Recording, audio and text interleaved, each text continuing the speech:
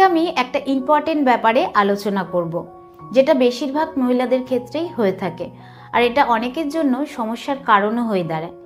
বিষয়টি হচ্ছে আমাদের যে ব্রেস্ট রয়েছে, মানে আমাদের যে স্তন রয়েছে, সেটা ঢিলে হয়ে যাওয়া।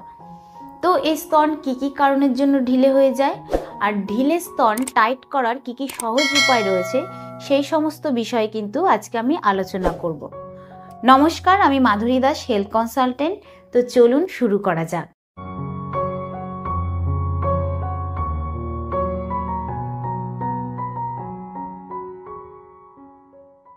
স্তন ঢিলে হয়ে যাওয়া এটা কিন্তু প্রত্যেকটি মেয়ের কাছে একটা সমস্যার কারণ হয়ে দাঁড়ায়। আর এই স্তন নানান কারণে ঢিলে হতে পারে, যার মধ্যে প্রথম কারণ হচ্ছে আমাদের বয়সের সঙ্গে সঙ্গে আর ম্যানোপজের আশেপাশে, মানে হচ্ছে আমাদের বয়সের সঙ্গে আস্তে আস্তে পিরিয়ড কমতে থাকে আর একটা সময় গিয়ে সেই পিরিয়ডটা বন্ধ হয়ে যায়। তো যখন আস্তে আস্তে পিরিয়ডটা কমতে থাকে তখন কিন্তু আমাদের স্তন আস্তে আস্তে ঢিলে হতে শুরু করে। এর কারণ হচ্ছে আমাদের স্তনে যে মাসেল রয়েছে সেটার এলাস্টিসিটি কম হয়ে যায়, যার কারণে আমাদের স্তন আস্তে আস্তে ঝুলে পড়তে শুরু করে। দ্বিতীয় হচ্ছে, যদি কেউ খুব দ্রুত কারোর ওজন কমায় তখনও কিন্তু স্তন ঝুলে যাওয়ার চান্স অনেক বেড়ে যায়। এছাড়াও আমাদের শরীরের গঠনও কিন্তু একটা কাজ করে।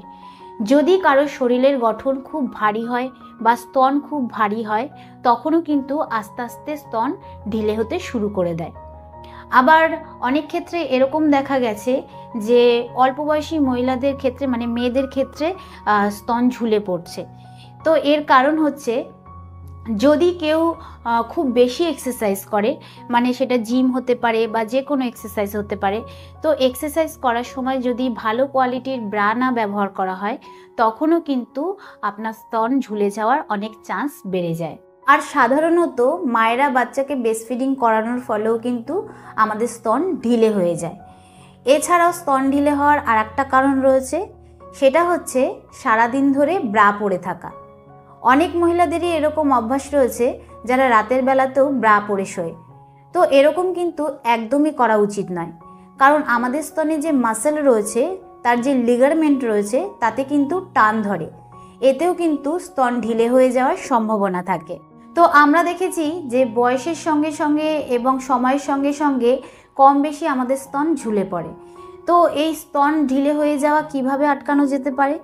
তো স্তন ঢিলে হয়ে যাওয়া আটকানোর জন্য কিন্তু আপনাকে প্রতিদিন 2 থেকে 3 লিটার জল খেতে হবে এবং আপনি যে ব্রা ব্যবহার করছেন সেটা আপনাকে 6 থেকে 9 মাস অন্তর অন্তর আপনাকে পাল্টাতে হবে এবং নতুন ব্রা ব্যবহার করতে হবে। এছাড়াও আপনার যে স্তনের স্কিন রয়েছে সেটা সবসময় ময়শ্চারাইজার রাখতে হবে।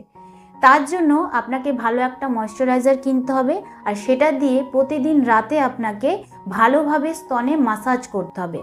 আপনি মাসাজ করার সময় এরম রাউন্ড রাউন্ড করে করতে পারেন, আবার উল্টো দিকে রাউন্ড রাউন্ড করে করতে পারেন, বা আপনি এরমভাবে ওপর দিকে মাসাজ করতে পারেন। তো এরকমভাবে কিন্তু আপনাকে মাসাজ করতে হবে আর আপনার স্কিনকে ময়শ্চারাইজার রাখতে হবে। তো এটা তো গেল যে আপনি স্তনকে ঢিলে হওয়ার হাত থেকে বাঁচাবেন কি করে। এবার হচ্ছে, যদি আপনার স্তন ঢিলে হয়ে যায় তাহলে আপনি কি করবেন? তো যদি আপনার স্তন ঢিলে হয়ে যায় তাহলে কিন্তু প্রতিদিন আপনাকে এক্সারসাইজ বা যোগা করতে হবে। তো এরকম কিছু যোগা বা এক্সারসাইজ রয়েছে যেটা আপনার স্তনকে টাইট রাখতে সাহায্য করে। তো সেগুলো আপনি নেটে সার্চ করে কিন্তু দেখে করতে পারেন। এছাড়া আপনাকে খেয়াল রাখতে হবে যে আপনি বসছেন বা দাঁড়াচ্ছেন সেটা ঠিকঠাক হচ্ছে কিনা, কারণ কখনোই কিন্তু আপনি ঝুঁকে দাঁড়াবেন না বা ঝুঁকে বসবেন না। যখনই আপনি বসবেন বা দাঁড়াবেন সবসময় আপনার মেরুদণ্ডটাকে সোজা রাখার চেষ্টা করবেন, সবসময় সোজা হয়ে বসবেন এবং সোজা হয়ে দাঁড়াবেন। এতে কিন্তু আপনার যে বেসটা শ্যাগিং হয়ে গেছে সেটা ঠিকঠাক করতে অনেকটাই সাহায্য করে। এবার হচ্ছে ব্রা। সবসময় আপনাকে এটা খেয়াল রাখতে হবে যে আপনি সঠিক মাপের ব্রা পরছেন কিনা। আপনাকে সবসময় সঠিক মাপের ব্রা পরতে হবে, কারণ যদি আপনি সঠিক মাপের ব্রা না পরেন তাহলে কিন্তু আপনার যে বেস্ট রয়েছে সেটা ঝুলে যেতে পারে। তো আমি আশা করব যে এই ভিডিওর দ্বারা আপনি উপকৃত হবেন। আপনার যদি কিছু জানার থাকে তাহলে অবশ্যই কমেন্টে জানাবেন। তো আজকের মতন এতটুকুই, আবার দেখা হবে পরবর্তী ভিডিও নিয়ে। নমস্কার।